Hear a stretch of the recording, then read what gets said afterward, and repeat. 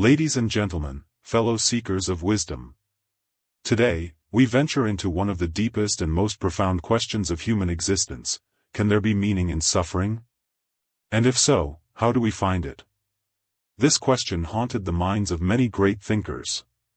But perhaps no one answered it with as much courage, clarity, and compassion as Viktor Frankl, the Austrian neurologist, psychiatrist, and Holocaust survivor whose experience in Nazi concentration camps gave rise to one of the most important philosophical and psychological contributions of the 20th century, logotherapy.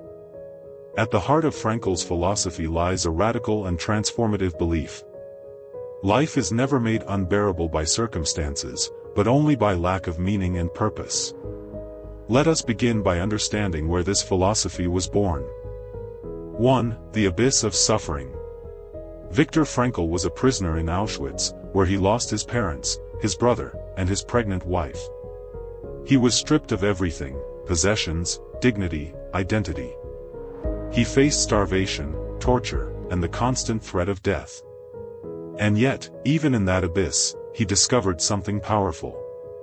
That even when we cannot avoid suffering, we are still free to choose our response.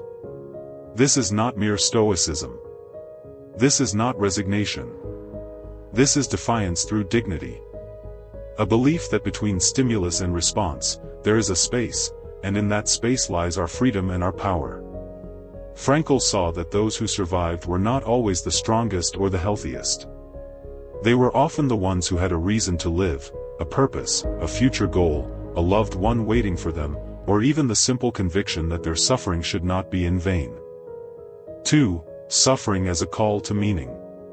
Unlike Freud, who believed the primary drive in humans is pleasure, or Adler, who emphasized power, Frankl believed the deepest human drive is the will to meaning. This is the core of logotherapy. Even in the most hopeless of situations, life has meaning, and therefore, suffering too can have meaning, if it changes us or awakens us to a greater truth. Now, this doesn't mean we should seek out suffering. Frankl was clear: if suffering can be avoided, it must be avoided. But when it is inescapable, when it confronts us like a storm we cannot escape, then we must ask not, why me, but rather, what is life asking of me right now? This shift from victimhood to responsibility is the essence of spiritual resilience. 3. Meaning is unique and personal. Frankl teaches that meaning is not universal or abstract. It is individual and concrete. It depends on you, in your life, in this very moment. For one person, meaning might lie in creating art, for another, in raising a child. For someone else, it might be found in bearing one's suffering with dignity, so that others might find strength in their example.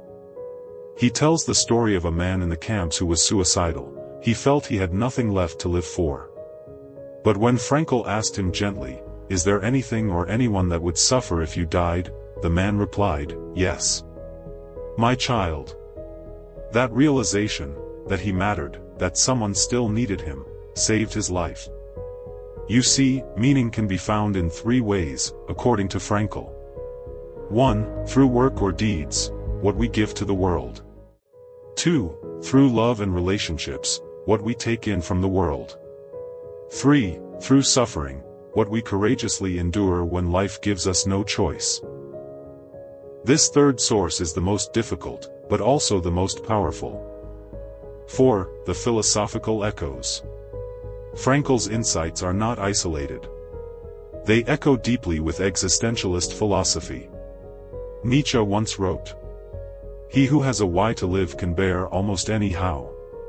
This quote was so important to Frankl that he repeated it often in his work. The idea is clear: we don't suffer because life is meaningless. We suffer because we haven't yet found our own meaning in the suffering.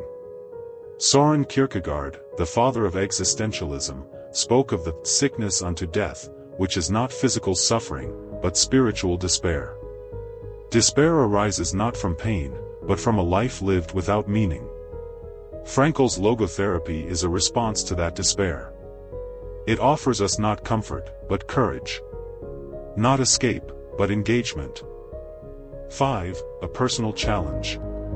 So, what does this mean for us, here and now. It means that when we suffer, and we all will, whether through illness, loss, failure, or loneliness, we must resist the temptation to ask, why is this happening to me, and instead ask, what is life inviting me to learn or become through this? Frankl's life teaches us that meaning is not found in avoiding pain, but in how we respond to it. We are not just products of our environment or our trauma. We are spiritual beings with freedom, the freedom to make our suffering sacred. Closing reflection. Let me leave you with this thought from Viktor Frankl.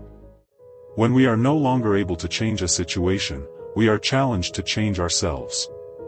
In a world that constantly tries to numb, distract, or medicate our suffering, Frankl's message is revolutionary. Don't run from your pain. Listen to it. Let it transform you. Let it lead you to your meaning. Because in the end, meaning is not something we discover despite suffering. It is something we often discover through it.